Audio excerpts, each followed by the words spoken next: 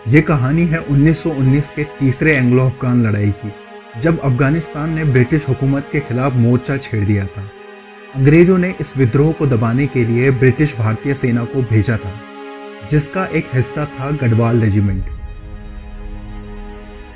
सेना को विभिन्न टुकड़ियों में बांटकर अलग अलग दिशाओं में भेजा गया और सभी टुकड़ियों को आगे जाकर एक स्थान पर मिलने को कहा।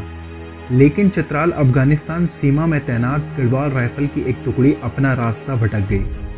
टुकड़ी के पास जब तक राशन था तब तक इनका गुजर बसर चलता रहा, लेकिन एक समय बाद राशन खत्म होते ही वो भूख प्यास से तड़पने लगे।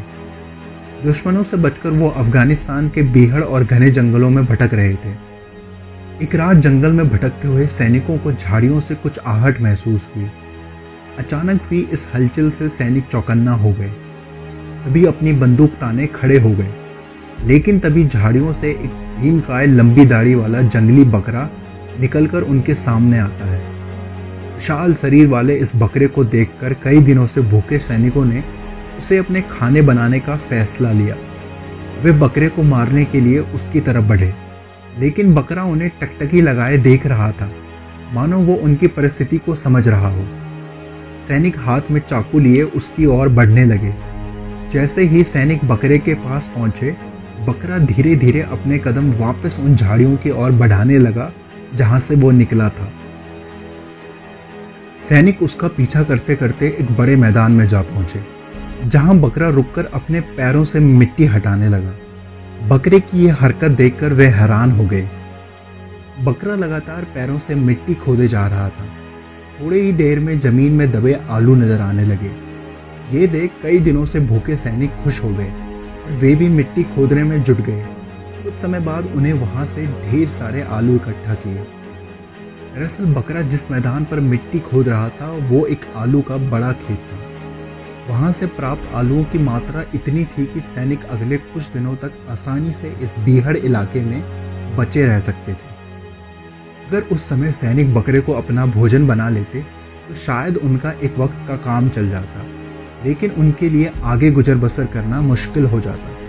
इस रात सैनिकों ने बकरे को छोड़ आलूओं को भुनकर भरपेट खाया और अपनी भूख मिटाई। आगे के सफर के लिए भी उन्होंने अपने साथ आलू रख लिए, जिससे वे अब इस बीहड़ इलाके में बिना भूखे रहे अपनी मंजिल को तलाश कर सकते थे। इस तरह वीराने में फरिश्ता बनकर आए बकरे ने सैनिकों को आगे का रास्ता भी दिखाया, जहां निर्धारित स्थान पर पहुंचकर गढ़वाल राइफल की इस टुकड़ी ने आक्रमण किया और युद्ध में विजयी हुई। वापस लौटते समय बकरे का एहसान चुकाने के लिए सैनिक उसे अपने साथ लैंसडाउन ले आए। लैंसडाउन पहुंचते ही विजयी सैनिकों के साथ बकरे का भी फूल मालाओं से स्वागत किया गया। वहां उसे सेना में जनरल का दर्जा देकर उसे सम्मानित किया गया। साथ ही साथ उसे सैनिक बैरक में एक कमरा भी दिया गया, जहां उसे बाकी जवानों की तरह सुविधाएं दी गई। सैनिकों ने जनरल बकरा को बैजू का नाम दिया। जनरल बकरा को बिना कोई पाबंदी के पूरे लैंसडाउन शहर में कहीं भी आने जाने की आज़ादी थी।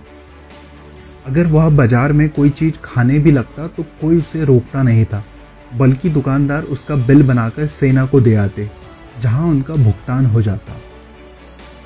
यदि आप किताबों में जनरल बकरा का जिक्र ढूंढे तो आपको यह इतिहासकार डॉक्टर रणवीर सिंह चौहान की एक पुस्तक लैंसडाउन सभ्यता और संस्कृति व साहित्यकार योगेश पांथरी की पुस्तक कालू डांडा से लैंसडाउन में ज़रूर मिलेगा। अगर आपको जनरल बकरा की यह कहानी पसंद आई तो इस वीडियो को शेयर कर लोगों तक पहुंचाएं।